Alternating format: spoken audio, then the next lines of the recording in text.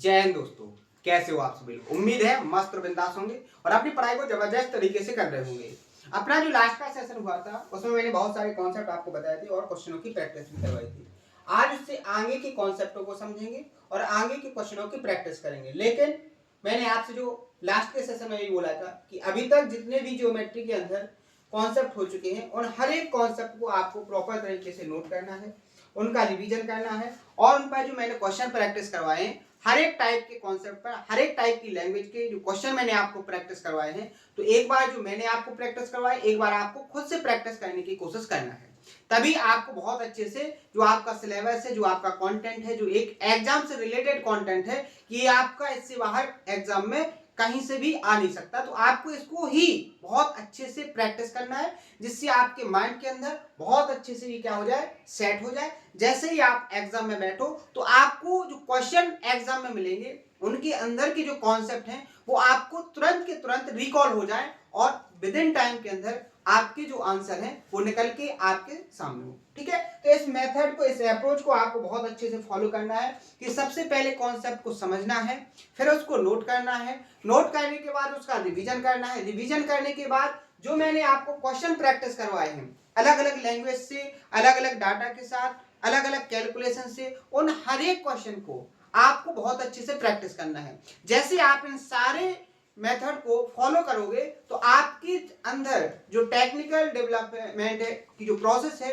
वो बहुत अच्छे से डेवलप हो जाएगी। आप हर एक क्वेश्चन के अंदर का जो कॉन्सेप्ट होता है उसको बहुत आसान तरीके से ऑब्जर्व करोगे और अपने क्वेश्चन का आंसर विद इन टाइम के अंदर फाइंड कर लोगे। ठीक है, तो बहुत शानदार तरीके से मैं आपको हर एक कॉन्सेप्ट समझाने की कोशिश कर रहा हूँ, हर एक की पॉइंट समझा रहा हूँ। लास्ट का जो सेशन हुआ था उसमें अपने 25 नंबर तक क्वेश्चन हो चुके थे और अपना जो टॉपिक चल रहा है वो है राइट एंगल ट्रायंगल।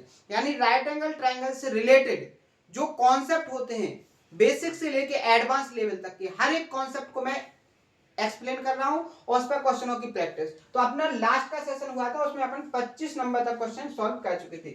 आज के सेशन में अपन को करना है 26 नंबर का क्वेश्चन और इसमें जो कॉन्सेप्ट है वो अपन लास्ट के सेशन में कंप्लीट कर चुके हैं। अगर कोई नया स्टूडेंट होगा तो उसको क्या करना है कि लास्ट के सेशन को देखना है, उससे कॉन्सेप्ट को समझना है, उसके बाद यहाँ से क्वेश्चन उसको शानदार तरीके से समझ में आएंगे। अगर उसने कॉन्सेप्ट को नहीं देखा है, नहीं समझा है तो उसको क्वेश्चन को सॉल्व करने में बहुत दिक्कत होगी। ठीक है, अगर आपको हर एक चीज बहुत आसान तरीके से समझना है, हर एक क्वेश्चन को बहुत आसान तरीके से सॉल्व करना है, अपने आंसर को विद इन टाइम के अंदर फाइंड करना है, तो हर एक कॉन्सेप्ट को बहुत अच्छे से कंप्लीट करो। ठीक है, तो आइए क्वेश्चन को सॉल्व करते हैं। तो सबसे पहले क्वेश्चन को रीड करेंगे। क्वेश्चन क्या कह रहा है, if the ratio of angles of a triangle are 1:5:6 then find the ratio of its circumradius and इनरेडियस।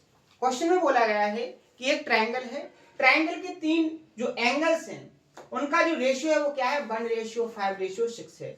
आपको जो फाइंड करना है, आपको फाइंड करना है रेशियो सर्कमरेडियस यानी कि परित्रिज्या और इनरेडियस यानी कि अंतःत्रिज्या। आपको परित्रिज्या और अंतःत्रिज्या का रेशियो फाइंड करना है। यानी कि अगर कॉन्सेप्चुअली बोली जाए तो कैपिटल आर और स्मॉल आर का आपको रेशियो फाइंड करना है। क्लियर है। अब आपको एंगल दिया गया है, आपको सर्कमरेडियस और इनरेडियस फाइंड करना है। क्लियर बात है। अब आपको पता होना चाहिए कि सर्कमरेडियस और इनरेडियस किससे रिलेटेड होती है, एक लेंथ से रिलेटेड होती है।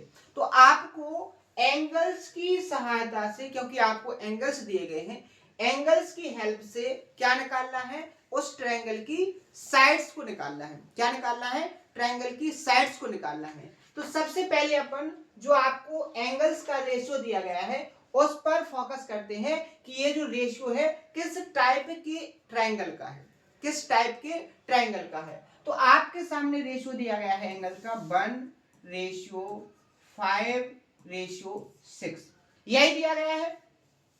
अब जैसे ही हम इन ट्रायंगल के जो एंगल है उस पर फोकस करते हैं तो मुझे यहाँ पर साफ साफ दिखाई दे रहा है कि जो दो एंगल्स हैं उन दो एंगल्स का जो सम है रेशियो में वो तीसरे एंगल के सम के बराबर हो रहा है, तीसरे एंगल के वैल्यू के बराबर हो रहा है। ध्यान से सुनो, मैंने क्या बोला है कि जो आपको ट्रायंगल के तीन एंगल्स दिए गए हैं, इन तीनों एंगल्स में जो दो एंगल हैं, दो एंगल का सम ट्रायंगल के तीसरे एंगल के बराबर हो रहा है, अगर एक कंडीशन बनती है तो मैंने आपसे कहा था कि वो ट्रायंगल होगा आपका राइट एंगल ट्रायंगल। क्या होगा? Right angle triangle. तो यहां पर जो आपको एक ट्रायंगल दिया गया है वो बेसिकली क्या दिया गया है? एक राइट एंगल ट्रायंगल दिया गया है। क्लियर है? यहां पर यहां तक किसी को कोई दिक्कत नहीं होनी चाहिए कि यहां पर जो एंगल है वो क्या है? राइट एंगल ट्रायंगल है। जो ट्रायंगल बनाया गया है वो राइट एंगल ट्रायंगल बनाया गया है। यहां इन दोनों एंगल की वैल्यू का सम तीसरे एंगल के बराबर हो रहा है, यानी ये जो तीसरा एंगल है राइट एंगल में कितने के बराबर होगा? 90 डिग्री के बराबर होगा। अगर 6 यूनिट की वैल्यू 90 डिग्री है, कितने गुना? 15 गुना। कितने गुना? 15 गुना। अगर मैं आपसे बात पूछूं कि दो और एंगल क्या होंगे, तो आपका 1 यूनिट की वैल्यू क्या हो जाएगी? 15। तो एक एंगल कितने डिग्री का हो जाएगा? 15 डिग्री का। दूसरा एंगल कितने हो जाएगा? 15 पंचे 75, क्या हो जाएगा? 75 डिग्री। और ये एंगल आपका क्या हो जाएगा? 90 डिग्री। क्लियर है? आपको ट्रायंगल का पता चल गया, आपको ट्रायंगल के तीनों एग्जैक्ट एंगल का पता चल गया। अब आपको फाइंड करना है यहां पर क्या? आपको फाइंड करना है यहां पर ट्रायंगल की तीनों साइड की वैल्यू। ट्रायंगल की तीनों साइड्स की वैल्यू। अगर ट्रायंगल की तीनों साइड्स मिल जाएंगी तो आप सर्कमरेडियस फाइंड कर सकते हो, आप इन रेडियस फाइंड कर सकते हो। सर्कमरेडियस क्या होगा? जो आपका हाइपोटेन्यूज निकलेगा। अगर आप देखोगे इस एंगल के लिए ये बेस हो जाएगा, इसी एंगल के लिए क्या हो जाएगा? परपेंडिकुलर, और ये हो जाएगा आपका हाइपोटेन्यूज। किस एंगल के लिए? इसके लिए। अगर बात इसकी करती तो ये बेस बनता और ये परपेंडिकुलर, यानी कि परपेंडिकुलर और बेस आपस में क्या होते रहते हैं? चेंज होते रहते हैं। तो यहां पर कॉन्सेप्ट बनता है कि अगर आपको राइट एंगल ट्रायंगल की सर्कमरेडियस को फाइंड करना है तो हाइपोटेन्यूज को क्या कर दो? आधा। अगर आपको हाइपोटेन्यूज फाइंड हो जाएगा तो आप सर्कमरेडियस निकाल लोगे। इसके बाद आपको इन रेडियस, राइट एंगल ट्रायंगल की इन रेडियस का फॉर्मूला क्या होता है? Perpendicular plus base minus hypotenuse का आधा कर दो तो आपको इन रेडियस मिल जाएगी। बेसिक सा कॉन्सेप्ट है। अब यहां पर आपको जो तीनों एंगल्स दिए गए हैं 15 डिग्री, 75 डिग्री और 90 डिग्री, यहां पर ये जो एंगल दिए गए हैं, आपको यहां पर साइड्स का रेशियो फाइंड करना है। तो मैंने आपको बहुत अच्छे से कॉन्सेप्ट बताया था, बहुत अच्छे से कॉन्सेप्ट बताया था कि आपको ट्रायंगल के एंगल दिए जाएंगे तो आप उनका रेशियो फाइंड कर सकते हो। कैसे? यहां से साइन अगर आप तीनों एंगल्स के साथ ले लो तो साइन 15 डिग्री की वैल्यू कितनी होती है? क्या होती है? √3 - 1 अपॉन 2√2। बात करेंगे 75, साइन 75 की वैल्यू कितनी होती है? √3 + 1 अपॉन 2√2। साइन 90 की वैल्यू कितनी होती है? 1। अगर बात करेंगे रेशियो लेने की, बात किसकी करेंगे? रेशियो की। तो यहां से आप देखोगे कि ये जो 2√3 है ये कहां पहुंच जाएगा? आपका यहां पहुंच जाएगा। तो आप यहां पर देखोगे कि आपका 15 डिग्री के सामने वाली जो साइड होगी वो √3 - 1 होगी। 15 के सामने वाली ये जो साइड हो जाएगी वो क्या हो जाएगी? √3 - 1। और 75 डिग्री के सामने की साइड क्या हो जाएगी आपकी? √3 + 1। और 90 डिग्री के सामने वाली जो साइड होगी वो क्या होगी? 2√2। क्लियर है? आपको सबसे पहले एंगल को फाइंड किया, उसके बाद आपने एंगल की तीनों साइड्स को फाइंड किया। अब आपको जो फाइंड करना है वो फाइंड करना है सर्कमरेडियस और इन रेडियस। सर्कमरेडियस की बात करेंगे, आर की जो वैल्यू होगी, आर की वैल्यू निकालने के लिए h/2 करेंगे। h की वैल्यू बेसिकली है क्या अपनी? h की वैल्यू है अपनी क्या? 2√2। क्या है? 2√2। इसका आधा करेंगे तो आपको क्या मिल जाएगा यहाँ पर? √2। क्या मिल जाएगा यहाँ पर? √2। तो r की जो वैल्यू निकल के आ गई वो क्या आ गई आपकी? √2। क्लियर है? यहां तक किसी को कोई प्रॉब्लम, कोई दिक्कत, 1% भी डाउट नहीं होना चाहिए। क्लियर है?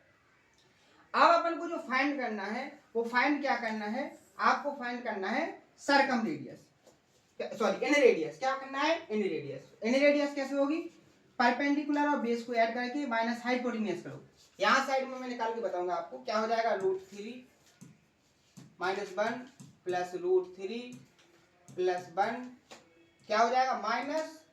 -2√2 अपॉन में क्या होगा? 2। यहां से देखो, आप यहां देखोगे 1 से 1 क्या हो जाएगा? कैंसिल। क्लियर है? यहां क्या हो जाएगा? 2 √3 और -2 √2, तो यहाँ से 2 कॉमन हो जाएगा, तो क्या बचेगा √3 -√2 बटे में क्या है 2, तो 2 से 2 कैंसिल। तो आपकी इन रेडियस निकल के क्या आ गई यहाँ पर √3 -√2। क्लियर है? बस आपको इसको रेशनलाइजेशन और करना है। रेशनलाइजेशन ऊपर नीचे √3 प्लस √2 से मल्टीप्लाई, √3 प्लस √3 2 से मल्टीप्लाई।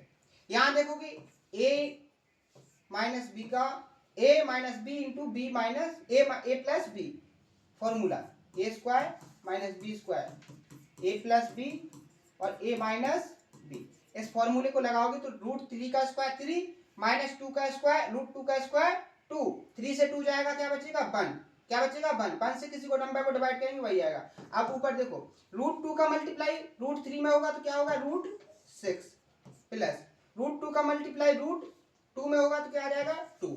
तो ऑप्शन नंबर यहाँ पर बी अपना क्या हो जाएगा करेक्ट आंसर, √6 प्लस 2। क्लियर है? समझ में आया? तो देखो मैंने कितने आसान तरीके से, सबसे पहले मैंने आपको ये पहचानना बताया कि जो आपको ट्रायंगल दिया है वो कौन से टाइप का ट्रायंगल है। उसके बाद मैंने आपको इस ट्रायंगल के तीनों एंगल्स को कैसे फाइंड करना है वो बताया। उसके बाद मैंने आपको क्या लॉजिक बताया कि अगर आपको एंगल पता हो तो आप उस ट्रायंगल की तीनों साइड्स का रेशियो फाइंड कर सकते हो। अब यहां से जब आपको तीनों साइड्स का रेशियो पता चल गया तो यहां से आपने सर्कमरेडियस को भी फाइंड कर लिया और इन रेडियस को, और एग्जामिनर ने जो आपसे पूछा था कि सर्कमरेडियस और इन रेडियस का रेशियो क्या है वो आपके सामने है √6 प्लस 2। सारी कैलकुलेशन को हमने प्रॉपर तरीके से आपको समझाने की कोशिश की है। उम्मीद है बहुत अच्छे से आपको समझ में आया होगा। क्लियर है? आगे बढ़े नेक्स्ट क्वेश्चन। अब यहाँ जो क्वेश्चन है ये सारे के सारे क्वेश्चन ऐसे हैं कि जो राइट एंगल ट्रायंगल में जितने भी टाइप के कॉन्सेप्ट हुए सारे कॉन्सेप्टों को जिसने प्रॉपर तरीके से नोट किया है, प्रॉपर तरीके से उसका रिवीजन किया है और जो मैंने उन पर क्वेश्चन प्रैक्टिस करवाए हैं उन क्वेश्चनों को बहुत अच्छे से प्रैक्टिस किया है, उनको ये क्वेश्चन बहुत आसान लग रहे होंगे और उनको इनको सॉल्व करने में इंटरेस्ट बढ़ रहा होगा। लेकिन जिसने कॉन्सेप्ट को समझा है उसके बाद उसने ना तो उसको नोट किया है, ना ही उसका रिवीजन किया है, ना ही क्वेश्चन को सॉल्व किया है, मतलब बेपरवाह तरीके से उसने सिलेबस को कंप्लीट किया है। ठीक है? वो सिलेक्शन के पर्पस से अपने सिलेबस को कंप्लीट नहीं कर रहा, वो अपने आप को दिखाने के पर्पस से सिलेबस पूरा कर रहा है कि मैं क्या कर रहा हूं, पढ़ रहा हूं, मैं क्या कर रहा हूं, पढ़ रहा हूं। इस पर्पस को पूरा करने के लिए वो क्या कर रहा है, केवल सेशन को एक फॉर्मेलिटी के तरीके से देख रहा है, लेकिन जो मेहनत के साथ देख रहा है हर एक कॉन्सेप्ट को, हर एक की पॉइंट को बहुत आसान तरीके से समझने की कोशिश कर रहा है, पूरे एफर्ट्स डाल रहा है। अगर कोई कॉन्सेप्ट में उसको डाउट आता है तो वो पूछने की कोशिश कर रहा है, तो उसके हर एक तरीके से जो की पॉइंट हैं, जो मैथ के की पॉइंट होते हैं, जिनसे उसकी कैलकुलेशन स्ट्रांग होती है, जिससे उसके माइंड में एक अप्रोच डेवलप होती है कि क्वेश्चन को कैसे सॉल्व किया जाए, उसकी क्वेश्चन के अंदर के कॉन्सेप्ट को ऑब्जर्व करने की क्षमता डेवलप होती है, तो उसको सारी चीजें बिल्कुल आसान लगेंगी और उसको हमेशा वो कॉन्सेप्ट याद रहेंगे। 90% स्टूडेंट मेहनत से पढ़ेंगे तो उनका रिजल्ट भी 100% रहेगा। आप यहाँ पर देखोगे मैंने बहुत सारे स्टूडेंट ऐसे देखे हैं, कम से कम 30% स्टूडेंट ऐसे होते हैं कि आज के सेशन के अंदर के जो कॉन्सेप्ट हैं उनको आज तो बहुत अच्छे से समझ में आएंगे, लेकिन जैसे ही वो 2 या 3 दिन के बाद उनसे उस कॉन्सेप्ट से रिलेटेड अगर वही कॉन्सेप्ट से रिलेटेड कोई क्वेश्चन प्रैक्टिस किया जाएगा तो उसको वहां पर डाउट आ जाएगा। उसके पीछे की जो कमजोरी है, जो रीजन है वो क्या है, वो क्या काम करता है, उसको जो सेशन के अंदर कॉन्सेप्ट बताए गए हैं उस कॉन्सेप्ट को उसने कैसे देखा कि ये कॉन्सेप्ट ऐसे ऐसा होता है, इससे ऐसे वैल्यू पुट करना है और ऐसे सॉल्व करना है, उसने उस की पॉइंट को समझा ही नहीं है कि ये कॉन्सेप्ट कैसे बना है। समझ रहे? तो उसको ये दिक्कत होती है कि वो क्या करेगा, 2 या 3 दिन में उस कॉन्सेप्ट को भूल जाएगा। और ऐसा 1-2 स्टूडेंट नहीं, 30% स्टूडेंट होते हैं। ठीक है? 30% स्टूडेंट ऐसे होते हैं जो कॉन्सेप्ट को 1 या 2 दिन के बाद भूल जाते हैं, लेकिन उनकी मिस्टेक क्या है, उनकी गलती क्या है, वो कॉन्सेप्ट बहुत अच्छे से समझने की कोशिश नहीं करते। उनको पता है कि मैं कॉन्सेप्ट भूल जाऊंगा, फिर भी वो मेहनत नहीं करेंगे, तो देखो मेहनत तो आपको करना पड़ेगा, क्योंकि आपको अगर कुछ अचीव करना है, अगर कुछ आपको बहुत अच्छे से पाना है, अगर आपने बहुत अच्छे से सोच के रखा है कि मैं इस मंजिल तक जाऊंगा, तो आपका सबसे पहला जो काम है वो है मेहनत। आपको उसके लिए बहुत मेहनत करनी पड़ेगी, क्योंकि कुछ भी हो आपको बिना मेहनत का मिलने वाला नहीं है। क्लियर है? नेक्स्ट क्वेश्चन सॉल्व करेंगे। देखो इसके अंदर जो कॉन्सेप्ट है वो लास्ट में जो कॉन्सेप्ट बताया, छोटे छोटे कॉन्सेप्ट से मिसलेनियस कॉन्सेप्ट को बना दिया गया है, यानी छोटे छोटे कॉन्सेप्ट आप इसमें लगेंगे और आपको क्वेश्चन को सॉल्व करना है। यहाँ देखो क्वेश्चन में बोला गया है इन द गिवन फिगर, आपको एक डायग्राम दिया गया है ABC is a right angle triangle. क्या है? एक राइट एंगल ट्रायंगल है। यहाँ पर जो एंगल बनाया है वो 90 डिग्री का है। ठीक है, आगे देखो उसने बोला है कि एट बी राइट एंड किस पॉइंट पर है? वो बी पर 90 डिग्री का एंगल बना है। यहां पर देखो D is a point on AC, D AC पर कोई पॉइंट है। क्लियर है? ठीक है, सच दैट किस प्रकार कि डीसी की जो वैल्यू है वो कितनी है? 11। डीसी की जो वैल्यू है वो 11 है। आगे देखो, और जो एडी की वैल्यू है, एडी की जो वैल्यू है वो 31 है। ए से जो डी तक की वैल्यू है वो कितनी है? 31 है। आगे देखो, एंड बीडी की जो लेंथ है वो 17 है। बीडी की जो लेंथ है वो कितनी है? 17 है। क्लियर है?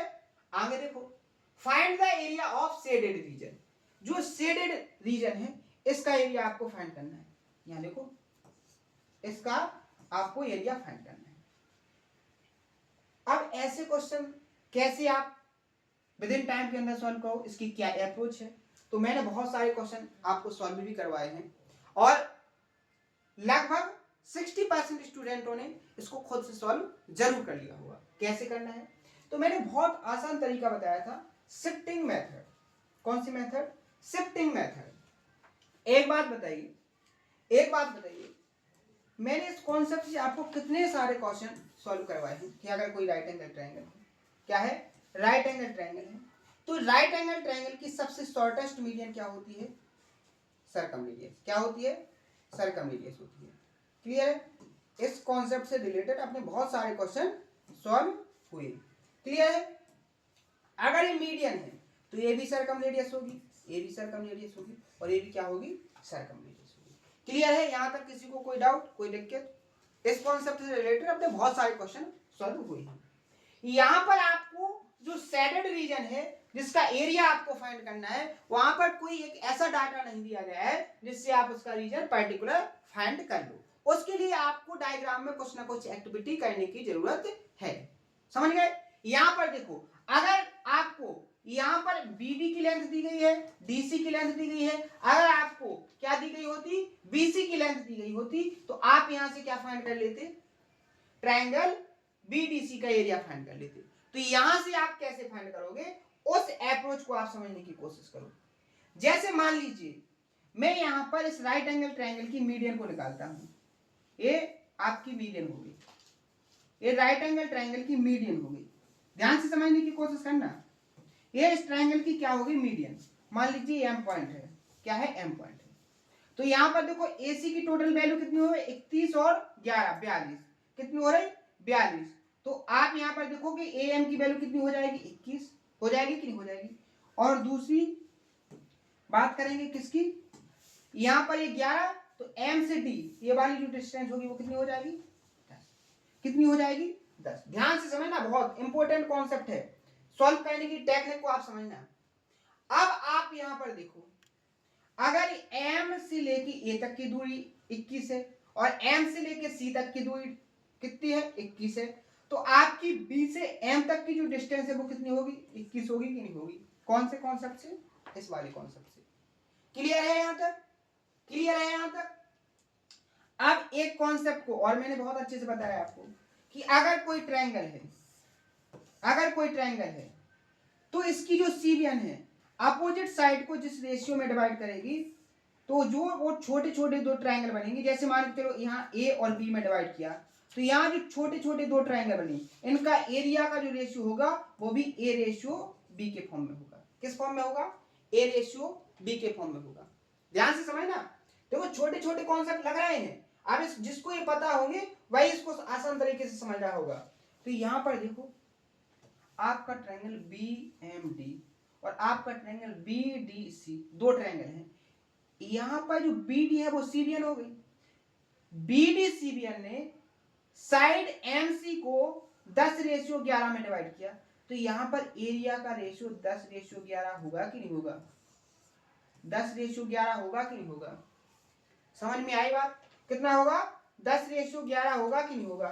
अब आपको यहाँ पर कहीं पर 10:11 यूनिट रेशियो में आपको नहीं दिया है, आपको एग्जैक्ट फाइंड करना है।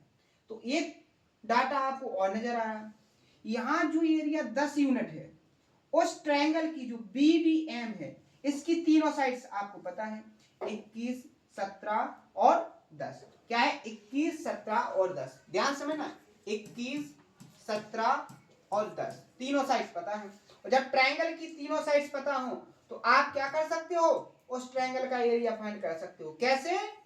हीरोन्स के फॉर्मूले से। आप इन तीनों को ऐड करोगे तो आपको क्या मिलेगा?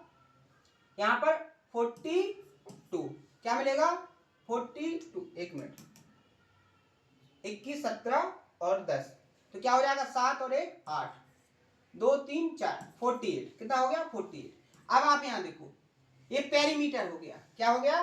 पेरीमीटर। सेमी पेरीमीटर फाइंड करेंगे तो क्या हो जाएगा? एस की वैल्यू आधी कितनी हो जाएगी? 24। हीरोन्स का फॉर्मूला लगा देंगे। क्या हो जाएगा? 24 इंटू एस माइनस ए। अगर 24 से ए जाएगा तो कितना बचेगा? 3। 24 माइनस बी कितना हो जाएगा आपका? 7। यहाँ देखो 24 माइनस 10 कितना हो जाएगा? 14। क्लियर है? यहाँ देखो 24, ठीक है। 24 में क्या होगा? यहाँ पर रूट, यहाँ देखो 24 को आप क्या लिख सकते हैं? 4 गुणे 6, ठीक है। या आप इसको लिख सकते हो 4 गुणे 3 गुणे 2 लिख सकते इंटू 3 7। ये क्या हो जाएगा? 7 इंटू 2। तो यहाँ देखो एक 7 7 का जोड़ा, एक बाहर निकल गया, इंटू 4 से एक 2 बाहर निकल गया, एक 2 ये है एक 2 ये है, तो एक 2 रूट से बाहर ही आ गया। आपका एक 3 है एक 3 है इंटू 3। तो क्या हो गया? 3 दूनी 6, 6 दूनी 12, 12 सत्ते 84। कितना है? 84। इसका एरिया 10 यूनिट का एरिया कितना आ गया आपका? 84। कितना आ गया? 84। कितने गुना है? 8.4 गुना। कितने गुना? 8.4 गुना। आपको किस यूनिट की वैल्यू फाइंड करना है? 11 यूनिट की। तो 8.5 भी कितने गुना होगा? 11 यूनिट भी कितने गुना होगा? 8.4। जैसे ही मल्टीप्लाई करेंगे 11 चौके 44। तो यहां पर देखो यूनिट डिजिट पर आपका क्या आना चाहिए? 4। और 11 का गुणा अगर आप 8 में करोगे तो 88, यानी 84 पर भी यूनिट डिजिट क्या है? 4। और यहाँ 4, यहाँ देखो डेसिमल है, यहाँ डेसिमल, तो ये तो एलिमिनेट हो गया। डायरेक्ट अपन टिक कर सकते हैं सी को। अगर एग्जैक्ट कैलकुलेशन करना है तो 11 चौके 44, 4 हासिल है, 11 88, 88 में 4 जोड़ेंगे तो कितना हो जाएगा आपका? 92, 92।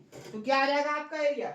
92.4। ऑप्शन नंबर यहाँ पर सी क्या हो जाएगा आपका करेक्ट आंसर। देखो सिंपल कॉन्सेप्ट है, छोटे छोटे कॉन्सेप्ट हैं। मैंने सबसे पहले प्रॉपर कॉन्सेप्ट, जैसे बहुत सारे क्वेश्चन ऐसे करवाए जो सीरियल को देकर आपको एरिया फाइंड करवाया। बहुत सारे क्वेश्चन मैंने ऐसे करवाए कि आपकी सर्कमरेडियस से रिलेटेड। तो यहाँ पर सर्कमरेडियस, सीबियन वाला और मीडियन वाला कॉन्सेप्ट लगा करके एक मिसलेनियस कॉन्सेप्ट बनाया गया है। और ये जो क्वेश्चन है वो मेंस लेवल का बना दिया और ये मेंस में पूछा गया क्वेश्चन है, ठीक है।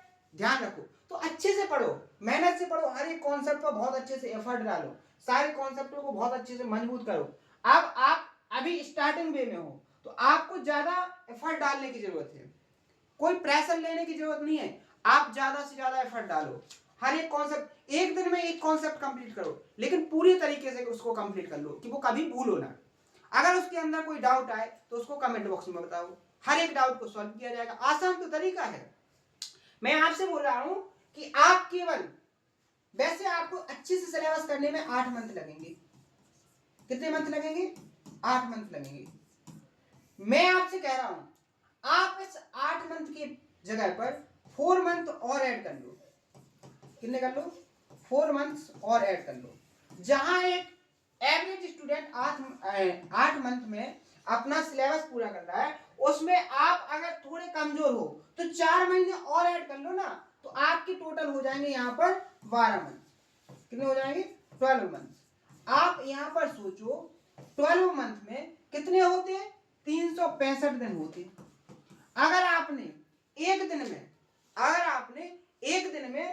आपने एक दिन में 10 कॉन्सेप्ट भी किए क्लियर, 24 घंटे में आप 10 कॉन्सेप्ट को बहुत अच्छे से कंप्लीट कर सकते हो, छोटे छोटे कॉन्सेप्ट। तो आपके पास जो कॉन्सेप्ट होंगे ना एक साल के बाद, वो 3650 कॉन्सेप्ट होंगे, और इनसे बाहर कभी भी एग्जाम नहीं बन सकता है, इनसे बाहर कभी भी एग्जाम नहीं बन सकता है। तो आप सोचो ना कि आपको कितना करना है। आप अपने माइंड पर ओवर प्रेशर डालने की कोशिश किया ही नहीं करो। आप समझो, खुद को प्रेशर से बिल्कुल मुक्त करो।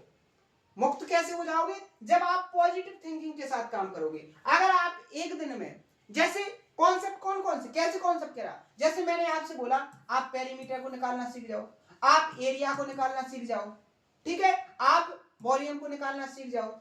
तो आप यहाँ पर देखो 3 कॉन्सेप्ट हो गए। ऐसे करके आप 10 कॉन्सेप्ट सीख लो एक दिन में, और 10 कॉन्सेप्ट पर क्वेश्चनों की प्रैक्टिस कर लो, समझे ना? तो आप यहाँ पर देखोगे एक साल के बाद जो आपके पास कॉन्सेप्ट होंगे वो 3500 से प्लस होंगे। और जब 3500 कॉन्सेप्ट होंगे तो किसी भी एग्जामिनर में इतनी क्षमता नहीं है कि वो इससे बाहर कोई क्वेश्चन क्रिएट कर दे, क्योंकि उसको भी एक पाबंदी दी गई है कि वो ऐसे क्वेश्चन क्रिएट कर सकता है जो टाइम के अंदर सॉल्व किए जा सकते हैं, समझे ना? तो आप उस अप्रोच को समझो। आप अपने ऊपर ओवर प्रेशर डाल के खुद को डिमोटिवेट करके अपने आप को नुकसान क्यों पहुंचा रहे हो? आप उस अप्रोच को समझो कि आप कर क्या सकते हो, आप कर क्या सकते हो। आप दूसरों पर नजर मत रखो, आप खुद के ऊपर नजर रखो कि आपके अंदर जो क्षमता है, आपके अंदर जो एनर्जी है, उससे भी बहुत कुछ हो सकता है, उससे भी बहुत कुछ हो सकता है। लेकिन इसके लिए आपको किसकी जरूरत पड़ेगी? इसके लिए आपको कंटिन्यूटी की जरूरत पड़ेगी। डेली 10 कॉन्सेप्ट यानी डेली 10 कॉन्सेप्ट, उसमें कोई रीजन नहीं होना चाहिए कि इस वजह से मैं नहीं कर पाया। आपकी डेली 10 कॉन्सेप्ट यानी डेली 10 कॉन्सेप्ट। सबसे पहला आपका डेली का रूटीन होना चाहिए कि आपको सबसे पहले चाहे खाना पीना खाओ, जो भी करना है करो ना करो, लेकिन 10 कॉन्सेप्ट आपको करना ही है। सीधी सीधी सी मेथड है, क्लियर है? तो आप बहुत आगे पहुंच सकते हो आसान तरीके से। आपको पता नहीं चलेगा कि आपने ये सारी जर्नी कब कंप्लीट कर ली, समझ रहे हो ना? तो ऐसे आपको तैयारी करनी है। आपकी स्ट्रेटजी आपके अनुसार होनी चाहिए। आपको रात में पढ़ना है, दिन में पढ़ना है, दोपहर में पढ़ना है, कब पढ़ना है, लेकिन ये रूटीन जरूर होना चाहिए कि 10 कॉन्सेप्ट सीखना है। आप वो कब सीख रहे हैं, आप कब नहीं सीख रहे, वो आपके ऊपर डिपेंड है, ठीक है? तो सिलेक्शन लेना है तो इस अप्रोच को आप जरूर फॉलो करना, आपको बहुत बेनिफिट होगा और बहुत कम टाइम के अंदर आपको सफलता मिल जाएगी, ठीक है? क्वेश्चन नंबर 28, यहां देखो, in the given diagram and in circle DEF is circumscribed by the right angle triangle in which AF 6 cm and EF 15 cm, then find the difference between CD and VD। यहाँ पर एक right angle triangle दिया गया है BAC, और इसके अंदर एक सर्कल बनाया गया है FED, क्लियर है? जो ट्रायंगल की तीनों साइड्स को क्या कर रहा है, टच कर रहा है अंदर से, ठीक है? यहां पर देखो, यहां पर बोला गया है कि AF कितना है, 6 है, AF कितना है, 6 है, और यहां पर EC कितना है, EC आपका 15 है। आपको फाइंड क्या करना है? आपको फाइंड करना है क्या, ये वाली डिस्टेंस और इस वाली डिस्टेंस का डिफरेंस आपको ये फाइंड करना है। तो आपको यदि ये दोनों डिस्टेंस मिल जाए तो आप क्या कर सकते हो, अपना सॉल्यूशन फाइंड कर सकते हो, क्लियर है? अब मैंने एक कॉन्सेप्ट बताया कि किसी सर्कल की कॉमन वर्टेक्स से, कॉमन पॉइंट से अगर सर्कल पर स्पर्श रेखाएं खींची जाए तो ये दोनों स्पर्श रेखाएं कैसे होंगी, इक्वल लेंथ की होंगी। कैसे होंगी, इक्वल लेंथ की होंगी। यहां देखो, अगर ये EC 15 है तो यहां CD भी तो कितनी होनी चाहिए, 15, क्योंकि इस सर्कल FED पर कॉमन वर्टेक्स C से खींची गई ये दो क्या है, स्पर्श रेखाएं, क्लियर है? यहां पर देखो, यहां भी तो ये स्पर्श रेखा है, ये भी तो स्पर्श रेखा है, तो यहां अगर ये 6 है तो ये भी 6 हो जाएगी। और एक कॉन्सेप्ट और है, एक कॉन्सेप्ट क्या है, अगर ये जो पॉइंट है ये सर्कल का क्या है, सेंटर, इस सर्कल का क्या है, सेंटर, तो आप यहां पर देखोगे यहां 90 डिग्री का, क्योंकि स्पर्श रेखा पर बना कौन 90 डिग्री का होगा, यहां से यहां देखेंगे ये 90 डिग्री का होगा, ये तो 90 का है तो ये ऑलरेडी 90 का होगा, यानी ये क्या बन गया आपका स्क्वायर। तो स्क्वायर की चारों साइड कितनी होंगी, 6 सेंटीमीटर, कितनी होंगी, 6 सेंटीमीटर, क्लियर है? समझ में आ गया। अब आप यहां देखो, अगर आपको इस लेंथ की ये लेंथ मिल जाए तो आपका आंसर आ जाएगा। तो अगर ये x है तो ये भी x है, क्या है, अगर ये x है तो ये भी x है। अब इसके दो तरीके हैं, देखो दोनों तरीके से मैं आपको क्वेश्चन सॉल्व कराऊंगा। क्या कराऊंगा, दो तरीकों से मैं आपको क्वेश्चन सॉल्व करवाने की कोशिश करूंगा, और जो आपको बेटर लगे आप उसको कंप्लीट कर लेना।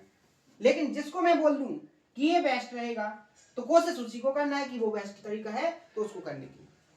तो सबसे आसान तरीका जो बेसिक होगा, वो बेसिक क्या होगा, जो बेसिक तरीका होगा वो होगा पाइथागोरन थ्योरम। कैसे, यहां पर AB का स्क्वायर AC के स्क्वायर का जो सम होगा वो BC के स्क्वायर के बराबर होगा। तो यहां से आप x की वैल्यू को फाइंड कर लोगे। कैसे, x प्लस 6 का होल स्क्वायर प्लस क्या है 6 और 15 21 का स्क्वायर इक्वल टू किसके बराबर होगा, 15 प्लस x के स्क्वायर के बराबर होगा। ये हो गया आपका बेसिक तरीका। जब आप इसको कैलकुलेट करोगे तो यहां से आपको x की वैल्यू फाइंड हो जाएगी। क्लियर है। दूसरा तरीका देखो, ध्यान से समझने की कोशिश करो, ध्यान से समझने की कोशिश करना है। यहां ये वाली साइड कितनी हो रही, 21, और ट्रायंगल कैसा है आपका, राइट एंगल ट्रायंगल। तो जैसे मैंने 21 बोला तो आपके माइंड में एक ट्रिपलेट्स आ गई होगी, कौन सी, 20, 21 और 29। क्या आ गई, 20, 21 और 29। अगर ये 20 है तो आपकी ए भी कितनी होनी चाहिए, अगर ये 21 है तो ए भी आपकी कितनी होनी चाहिए, 20। अगर ए से आप 6 है तो एक्स की वैल्यू कितनी हो गई, 18। कितनी हो गई, सॉरी 6 है ना, तो 14 हो जाएगी। कितनी हो जाएगी, 14। कितनी हो जाएगी, 14। अगर ये 14 है तो ये भी 14 है। समझे कि नहीं समझे। अगर ये 14 है तो आपका x की वैल्यू 14, BD 14 हो गई और CD 15 हो गई। तो इनके बीच का जो डिफरेंस होगा वो क्या हो जाएगा, 1। ऑप्शन नंबर ये क्या हो जाएगा यहाँ पर, करेक्ट। आप यहाँ पर पुट करके भी देख सकते हो, इसमें पुट कर लो। कैसे, आप यहाँ पर देखो x की वैल्यू कितनी है, 14, 14 और 6 20, 20 का स्क्वायर कितना हो जाएगा, 400 प्लस यहाँ 21 का स्क्वायर क्या हो जाएगा, 441। क्या हो जाएगा, 441। और यहाँ क्या हो जाएगा, 15 और 14 29 का स्क्वायर। यहाँ देखो 29 का स्क्वायर आपका क्या हो जाएगा, 841। क्या हो जाएगा, 841। और यहाँ इसको ऐड करोगे तो ये भी कितना हो रहा है, 841। तो सेटिस्फाई भी कर गया, सेटिस्फाई भी, आपने क्रॉस चेक कर लिया। तो ऐसे अगर आप इससे अप्रोच से करोगे तो आपके आंसर विद इन सेकंड में आएंगे। लेकिन अगर आप बेसिक से करोगे तो यहाँ पर आपका टाइम लगेगा। मैंने तरीके दोनों बता दिए, आप इससे कर सकते हो। अगर आपका ट्रिपलेट्स याद ना आए तो आप इस मेथड से कर सकते हो, आपका आंसर 100% आएगा और बिल्कुल सही आएगा, लेकिन थोड़ा टाइम लगेगा। तो आपको टाइम कैसे बचाना है, इस तरीके से। किस तरीके से, इस तरीके से। क्लियर है, आगे बढ़े। नेक्स्ट क्वेश्चन, यहां देखो question, an isosceles triangle ABC is right angle at B। एक ट्रायंगल है ABC जिसमें B पर क्या है, एक राइट एंगल ट्रायंगल है, राइट एंगल है। D is a point inside the triangle ABC। ABC के अंदर एक D पॉइंट है। P and Q are the feet of the perpendicular drawn from D। यानी D से P और Q दो पॉइंटों पर क्या खींचे गए, परपेंडिकुलर। कौन सी साइड पर, P है आपका AB पर और Q है आपका AC पर, ऑफ ट्रायंगल ABC के अंदर। AP की लेंथ आपको A दी गई है और AQ की लेंथ आपको B दी गई है, और एक एंगल BAD आपको यहां पर कितना दिया गया है, 15 डिग्री। यहां क्या है, 15 डिग्री। देखो यहां पर 15 डिग्री, ठीक है। आपको sin 75 की वैल्यू फाइंड करना है। देखो सिंपल तरीका, सबसे पहले उसने क्या बोला है कि एक राइट एंगल ट्रायंगल है, समद्विबाहु, ध्यान से समझो, समद्विबाहु यानी कि एक ऐसा राइट एंगल ट्रायंगल जिसकी दोनों साइड कैसी हो, इक्वल। यहां पर ये वाली साइड इस वाली साइड की कैसी है, इक्वल, ठीक है। और यहां पर उसने बोला है कि आपका यहां जो एंगल बना है ये B एंगल है, B पर 90 डिग्री का। ये हो गया आपका A वर्टेक्स, ये हो गया आपका C। तो ABC एक ट्रायंगल हो गया, कैसा, समद्विबाहु राइट एंगल। यहां पर D ABC के अंदर है, मान लीजिए ये पॉइंट डी हो गया। आगे देखो P और Q क्रमशः बिंदु D से भुजा AB और AC पर दो परपेंडिकुलर खींचे गए। देखो परपेंडिकुलर का मतलब क्या होता है, 90 डिग्री का एंगल। कितने डिग्री का एंगल, 90 डिग्री का एंगल। ठीक है, यहां पर ये 90 डिग्री का एंगल बन रहा है, यहां पर ये 90 डिग्री का। ये हो गया आपका P और ये हो गया आपका Q। आगे उसने बोला है कि जो BAD है, BAD यहां पर ये जो एंगल है, यहां पर ये जो एंगल है, ये वाला जो एंगल है वो कितने डिग्री का है, 15 डिग्री का। कितने डिग्री का है, 15 डिग्री। क्लियर है। आपको इस वाले एंगल sin 75 की वैल्यू फाइंड करना है, 75 sin 75। अगर ये 90 है, 15 तो ये 75 ही तो बचा। आगे देखो उसने बोला है कि AP की लेंथ कितनी है, A, AP की लेंथ कितनी है, A, और AQ की लेंथ कितनी है, B। क्लियर है। अब आपको जो फाइंड करना है, आपको जो फाइंड करना है वो sin 75। अगर देखो ये एंगल है और APD एक राइट एंगल ट्रायंगल है, तो इस एंगल के लिए ये बेस बनेगा, ये परपेंडिकुलर बनेगा और ये हाइपोटेन्यूस बनेगा। अब sin 75 का मतलब होता क्या है, sin 75 का मतलब होता है परपेंडिकुलर अपॉन हाइपोटेन्यूस, यानी कि लंब बटे कर्ण। लंब क्या है आपका A और कर्ण क्या है आपका AD। कर्ण क्या है आपका AD। आप ध्यान से देखना है, अगर आपको यहाँ पर AD की वैल्यू पता होती, अगर इस लेंथ की वैल्यू आपको पता चल जाए कि ये लेंथ कितनी है, तो आपका आंसर आपके सामने है। अब आप इस AD को कैसे फाइंड कर सकते हो, इस पर आपको फोकस करना है। क्या कोई कॉन्सेप्ट है ऐसा जिससे आपकी यहाँ पर AD की लेंथ फाइंड हो जाए? क्या कोई लॉजिक आपको यहाँ पर समझ में आ रहा है जिससे आपकी AD की लेंथ फाइंड हो जाए? तो बहुत आसान तरीके से, जिसने प्रैक्टिस किया है उसको समझ में आ गया होगा कि सर सबसे पहले बोला गया था कि ये जो ट्रायंगल है वो आइसोसेलेस ट्रायंगल है, आइसोसेलेस राइट एंगल ट्रायंगल है, यानी कि समद्विबाहु समकोण त्रिभुज है। तो यहां पर दोनों इक्वल, एक एंगल 90 डिग्री का होगा, ये एंगल 45 डिग्री का होगा और ये वाला एंगल भी 45 डिग्री का होगा। अगर ये 15 है तो ये कितने डिग्री का बचेगा आपका, 30 डिग्री का। ये 90 का है तो ये किसका बचेगा, 60 डिग्री का। और जब एक ट्रायंगल ऐसे बन जाए 30, 60 और 90 डिग्री का, 30, 60, 90 डिग्री का ट्रायंगल बने, तो उस ट्रायंगल की जो तीनों साइड्स का रेशियो होगा वो 1:√3:2 होगा। क्या होगा, 1:√3:2 होगा। यहां पर देखो 60 डिग्री के सामने वैल्यू कितनी है, B, यानी √3 की जो वैल्यू दी गई है वो कितने के बराबर दी गई है, B के। यहां से 1 यूनिट की वैल्यू निकालोगे आप तो क्या निकलेगी, B/√3। क्या होगी, B/√3। तो यहां पर 1 यूनिट क्या है, 30 डिग्री के सामने, 30 डिग्री के सामने आपकी साइड क्या है, QD, ये क्या हो जाएगी, B/√3। 90 के सामने 2 होना चाहिए, तो यहां पर 2 यूनिट की वैल्यू क्या हो जाएगी, 2B/√3। तो आपकी ये वाली डिस्टेंस क्या आ जाएगी, AD की लेंथ 2B/√3।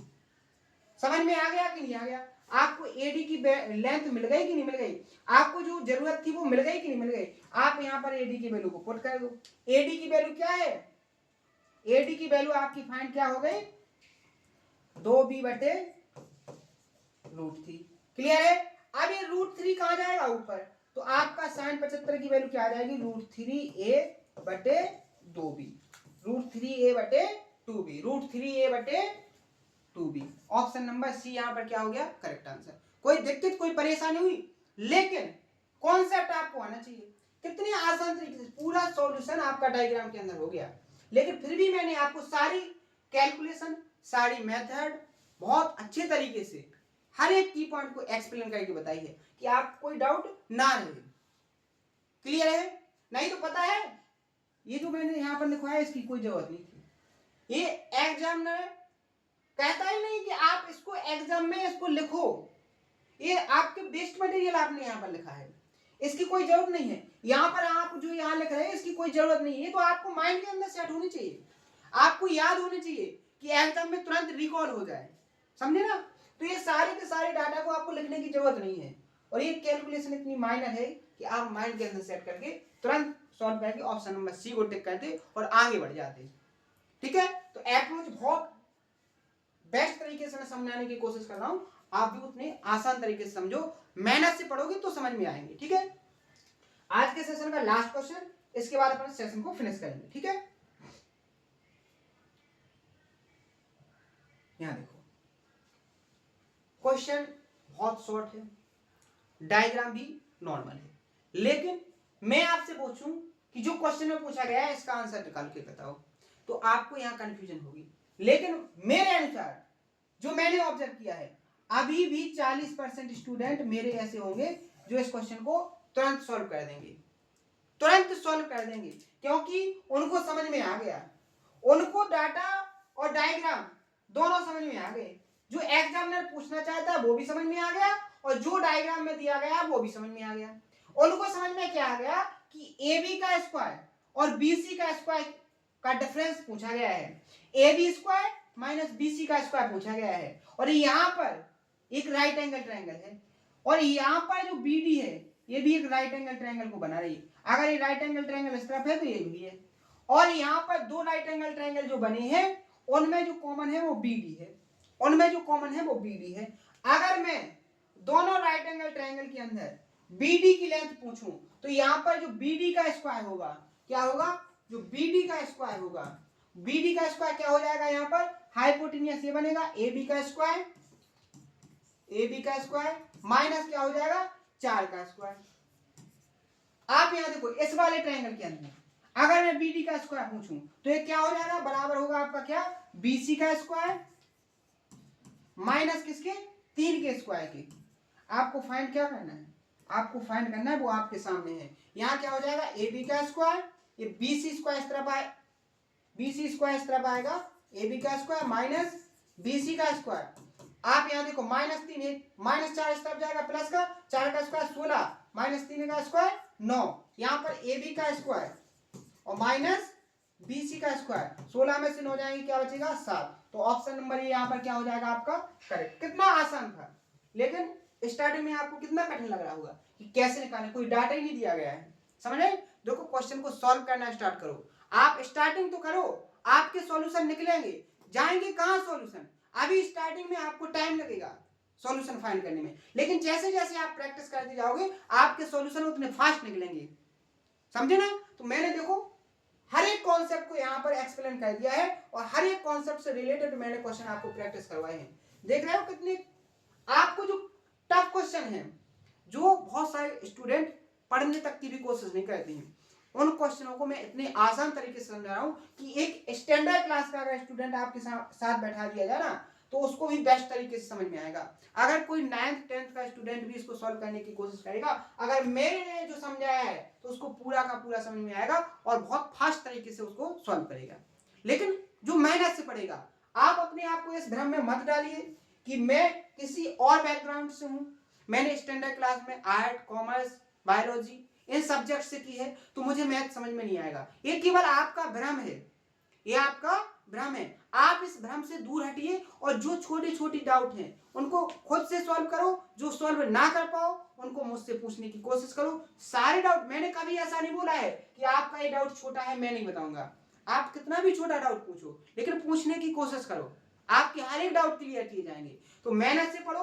आज के सेशन में मैंने जो क्वेश्चन आपको प्रैक्टिस करवाए हैं, जो कॉन्सेप्ट मैंने आपको एक्सप्लेन किए हैं, और हर एक कॉन्सेप्ट को क्या करो, नोट करो, उनका रिवीजन करो, उन पर जो क्वेश्चन मैंने करवाए हैं उनकी प्रैक्टिस करो। शानदार तरीके से आपका सिलेबस मजबूत होगा और आपका मैथ बहुत शानदार हो जाएगा। तो आप मेहनत से पढ़ोगे तो आपका रिजल्ट बेस्ट होगा, और अगर लापरवाही से करोगे तो आपका बहुत घटिया रिजल्ट होगा। तो आप खुद को समझा सकते हो कि आपको बेस्ट चाहिए या घटिया चाहिए। अगर बेस्ट चाहिए तो उसके लिए मेहनत करो, और घटिया चाहिए तो लापरवाही करो, कोई दिक्कत नहीं है। ठीक है, तो आज के लिए इतना ही। मिलते हैं नेक्स्ट सेशन में नए क्वेश्चन, नए कॉन्सेप्टों के साथ, नए तरीके से। इसी जोश और उम्मीद के साथ कल मिलेंगे। थैंक यू, धन्यवाद।